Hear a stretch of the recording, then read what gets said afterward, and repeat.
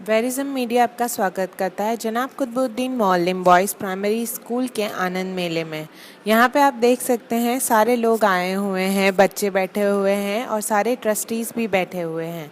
आइए हम आपको अंदर की सैर कराते हैं।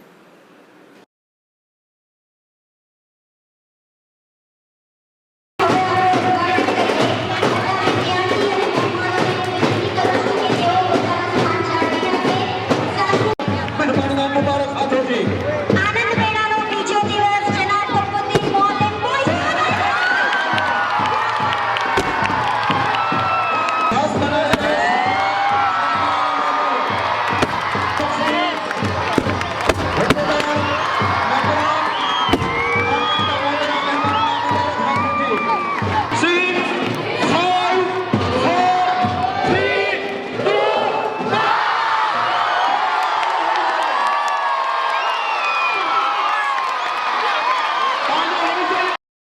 बहुत ही शानदार ग्रैंड ओपनिंग के बाद अब हम आपको ले चलते हैं खाने की ओर, जहाँ बहुत सारे स्टॉल्स लगे हुए हैं। जैसे कि हम देख सकते हैं, ऐसा एक भी स्ट्रीट फूड मिस नहीं होगा जो आपको यहाँ देखने नहीं मिलेगा। वड़ा पाव से लेके समोसे हैं और बहुत ही डिलीशियस दिख रहे हैं ये समोसे। और ये है खाउसे। और आई थिंक मेरे ख्याल से सूरत का एक भी ऐसा स्ट्रीट फूड नहीं होगा जो यहाँ पे मिस हो गया है। छोटे छोटे बच्चों ने काफ़ी मेहनत करके यहाँ पे स्टॉल लगाया है, सारे खाने को एकदम प्रेजेंटेबल बनाने की कोशिश की है। स्प्रिंग रोल्स जैसे आप देख सकते हैं, और ये बड़ी सी देग लगी हुई है, इसमें हॉट डॉग्स भी बन रहे हैं। मतलब आप ऐसा एक भी चीज़ नहीं होगा जो आपको टेस्ट नहीं करना है, आपका मन ललचाए ना जिसको देखकर। ये है आलू पूरी जो आजकल बहुत ही ज़्यादा फेमस हो गई है, जो रांदेर में इतने सालों से चली रही थी। और ये है भेल शायद मेरे ख्याल से। नूडल्स हैं। नूडल्स के साथ साथ दोबारा, और पानी पूरी के बिना तो कोई भी स्ट्रीट फूड ख़त्म हो ही नहीं पाता कभी। तो हम पानी पूरी का भी मज़ा उठाएंगे, क्योंकि मैं तो ये शूटिंग ख़त्म करते ही अटैक करने वाली हूँ खाने पर। और ये स्वीट टूथ की क्रेविंग जाग चुकी है और मैं पेस्ट्रीज़ की ओर आ चुकी हूँ जो बहुत ही डिलीशियस दिख रही है। और वापस vada pav, which is my favourite. I love vada pav. और आगे बढ़ रही हूँ, शायद अब स्टॉल्स ख़त्म होने वाले हैं। और यहाँ है कोल्ड ड्रिंक्स। ऑफ कोर्स काफ़ी धूप भी है, दोपहर का टाइम है, कुछ ठंडा पीने का मन कर रहा है। और समोसे जो वापस अगेन डिलीशियस और खट्टा। हमारी स्कूल की मेमोरीज़, यादें सब ताज़ा हो गई खट्टे को देखकर और ये सारा खाना देखकर जो हम स्कूल में स्पेशली खाया करते थे, चटपटी मैगी। तो यस, दिस वाज लाइक मैंने वापस स्कूल की मेमोरीज़ देख ली है जैसे। क्वेश्चन। सबसे पहला सवाल मैं आपसे ये पूछना चाहूँगी कि आप यहाँ मुस्लिम स्कूल में आए हैं, तो आप क्या एडवाइस देना चाहेंगे कि जिस वजह से वो और आगे तरक्की कर सके और आगे बढ़ सके? आपकी तरफ से कोई एडवाइस? मेरे तरफ से सिर्फ ये एडवाइस है जो यहाँ के प्रमुख फारूक भाई ने कहा कि अपने आप को ये ना समझना कि हम माइनॉरिटी में, वो मेजॉरिटी में है। और जो आशीष भाई ने कहा है कि ये भविष्य है, इससे कुछ भी वो बन सकते हैं। ऐसा ना समझे कि सिर्फ हाथों की लकीर है, इससे वो अपनी किस्मत बना सकते हैं, देश का किस्मत बना सकते हैं। और APJ अब्दुल कलाम आज़ाद जैसे लोग जिस जगह पे पहुँचे हैं और सामान्य तरह से उन्होंने जीवन जिया है, इस तरह का भाव उद्देश्य ले करके अपने जीवन को संभाल सकते हैं। और कुछ आप स्पेशल एडवाइस, जैसे बच्चे आज के जो बहुत प्रोत्साहित हैं, सब आगे बढ़ना चाहते हैं, सीखना चाहते हैं, तो ऐसा आपको कहीं लगता है कि आपकी कोई एडवाइस से उनको और ऐसे प्रोत्साहन मिलेगा? ऐसा कुछ आप बताना चाहें? जो आज का माहौल मैंने देखा है उसके हिसाब से मैं ये कह सकता हूँ कि जो अभी मैनेजिंग कमेटी है वो उनको प्रोत्साहित करने के लिए और उनके उज्जवल भविष्य के लिए पूरी कोशिश कर रहे हैं। बच्चे, उनके माता पिता थोड़ा साथ देंगे तो ज़रूर अच्छे उज्जवल भविष्य की ओर बढ़ सकेंगे। जैसे कि हमने पूछा कि जैसे मुस्लिम कम्युनिटी की स्कूल है, तो आपको दूसरी स्कूलों और स्कूलों में कुछ ऐसा फ़र्क दिखाई दिया या ऐसी कोई चीज़ जो आप बताना चाहेंगे? मैं सिर्फ इतना कहना चाहूँगा कि स्कूलों में कोई फ़र्क नहीं होता है। फ़र्क होता है सिर्फ उसके मैनेजमेंट में, उनके बच्चों में एनर्जी फूंकने के लिए, उनको पॉजिटिव डायरेक्शन देने के लिए और अभी जो ऊर्जा का लेवल अभी बच्चों में देखने को मिला है, उत्साह जो उनमें देखने को है, उसको एक सही राह दिखाने की ज़रूरत है। और टीचर्स, मैनेजिंग कमेटी, पेरेंट्स सब बहुत अच्छी मेहनत कर रहे हैं, उसका नज़ारा अभी हमने देखा है। और मैं स्कूल को, मैनेजिंग कमेटी को अपनी शुभेच्छाएं देना चाहूँगा। जैसे अभी हमारे सामने बताया है कि डॉक्टर APJ अब्दुल कलाम जैसे बड़े बड़े लोग भी ऑर्डिनरी स्कूल से ही पैदा हुए थे, तो यहाँ पे भी वो टैलेंट है। अभी बच्चों ने प्रॉमिस किया, कोई इंजीनियर बनेगा, कोई डॉक्टर बनेगा, कोई IPS बनेगा, कोई लॉयर बनेगा, कोई बड़ा बिजनेसमैन बनेगा। उनको एक सही राह दिखाने की ज़रूरत है, तो सभी लोग उसमें मेहनत कर रहे हैं। मैं बहुत बहुत शुभकामनाएं देना चाहूँगा उनको, और बहुत बहुत धन्यवाद। सर मेरा एक सवाल है आपसे कि एज अ मुस्लिम कम्युनिटी, चूँकि आप जो स्कूल में आए हैं वो मुस्लिम कम्युनिटी की स्कूल मानी जाती है, और आप अपनी स्कूल्स जो हमारे हिंदू भाई हैं उन लोग की स्कूल्स में गए होंगे, आप पढ़े लिखे होंगे, और हम जब स्कूल में पढ़ रहे थे सब साथ भी थे। माहौल कुछ साल पहले और अभी आप कुछ फ़र्क महसूस करते हैं, और अगर हाँ तो क्यों, और उसको कैसे बदलना चाहिए अगर वो बुरा है तो? सर, मैं मेरा व्यक्तिगत अनुभव शेयर करूं तो मैं ऐसी स्कूल में पढ़ा हूं जहां 70% मुस्लिम बच्चे थे और 30% हिंदू बच्चे थे जी।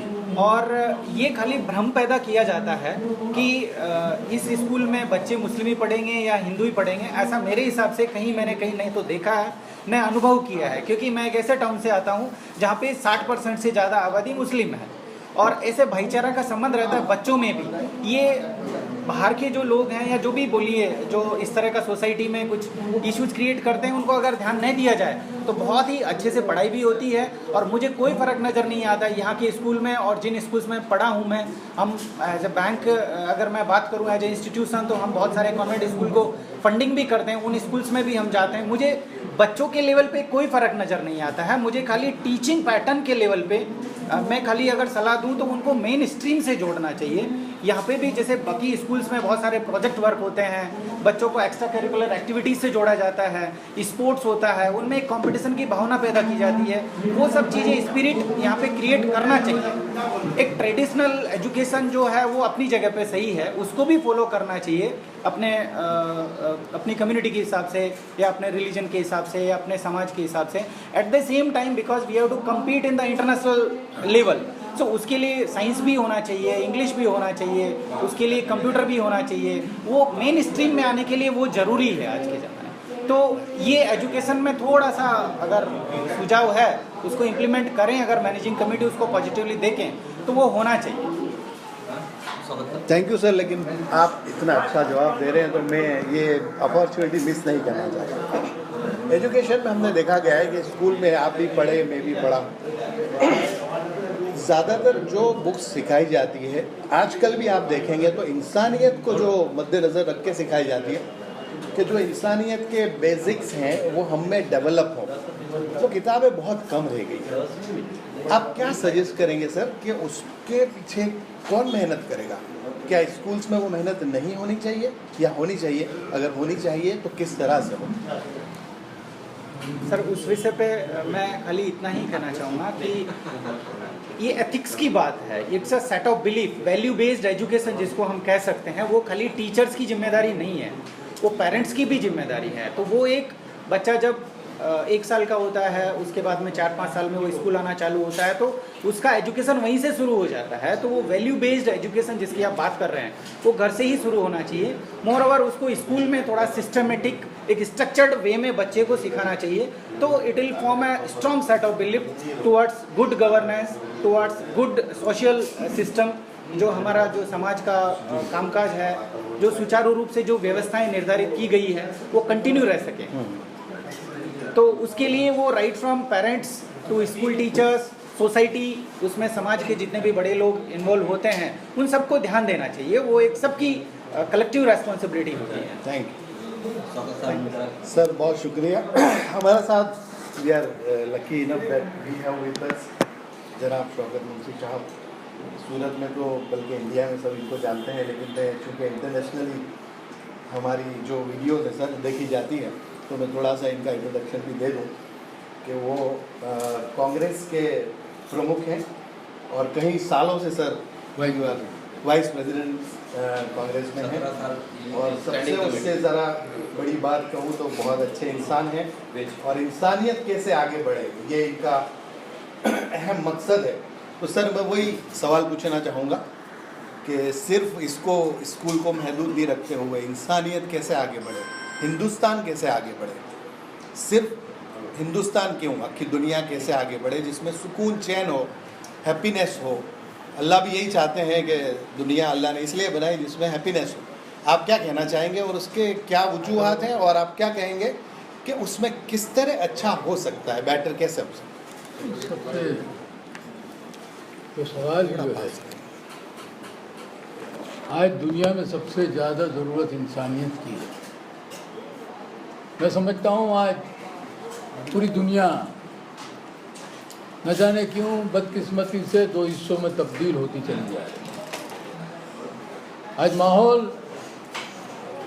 इंसानियत का माहौल बिगड़ता चला जा रहा है। मैं ये हिंदुस्तान की बात नहीं कर रहा, पूरी दुनिया में, पूरी कायनात में। अगर इंसान आकाशी किताबों को अगर नज़र में रख के चले, चाहे मुझे बता दो किसी वेद में ऐसा लिखा हो कि किसी मज़हब में, किसी धर्म में इंसानियत के मुखालिफ कोई धर्म में, कोई मज़हब में लिखा नहीं है। अगर सही मानों में हम उसी को फॉलो करते चले जाए तो मैं समझता हूँ वहाँ तक दुनिया में इंसानियत का पहरेगीर अगर बन जाता है तो दुनिया खुशनुमा हो जाती है। सर बहुत शुक्रिया, thank you.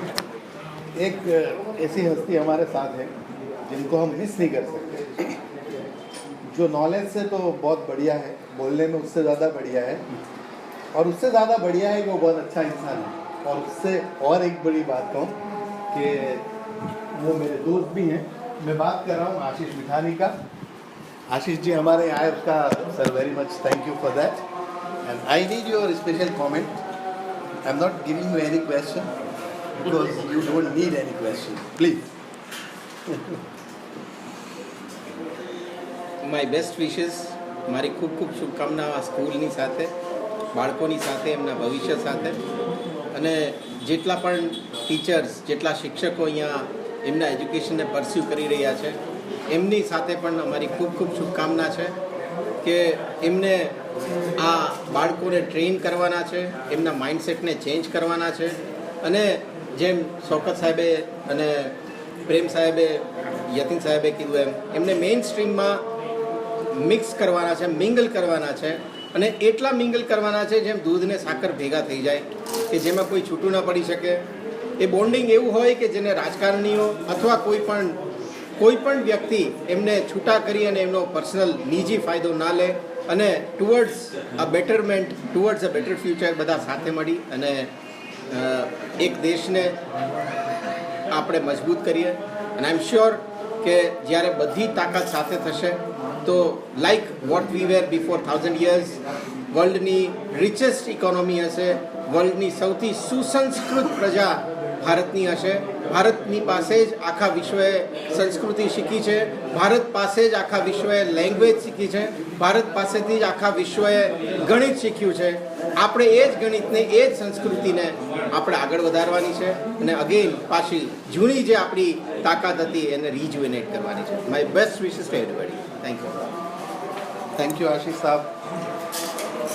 Finally sir 2 minute अगर बैठेंगे तो आप लोग के साथ भी एक का डिस्कशन हो जाए। तो जनाब फारूक भाई president of Anglo Urdu high school और उसके मातहत चलने वाली सारी स्कूल्स के, मैं इनसे यही पूछना चाहूँगा कि ये क्या चाहते हैं कि ये जो प्रेसिडेंट बने हैं स्कूल्स के, सोसाइटी के, उसके मातहत चलने वाली स्कूल के बच्चे क्या बने और वो कैसे करेंगे। सबको चाहत तो बहुत होती है, बहुत अच्छी बातें होती है, लेकिन उसको प्रैक्टिकल जामा आप कैसे पहनाएंगे साहब, हम ये आपसे जानते हैं। बहुत अच्छा क्वेश्चन है आपका। मेरा एक गुजराती में मैंने कहावत लिखी है कि वातों की समीक्षा करवा करता करेला कार्यों की समीक्षा करो। તમે શું કર્યું તે વધારે ઉપયોગી છે. તમે કેટલી વાતો કરી એ ઉપયોગી નથી. અને આજકાલ આપણે જોઈએ છીએ કે વાતો કરનારા શું શું કરે.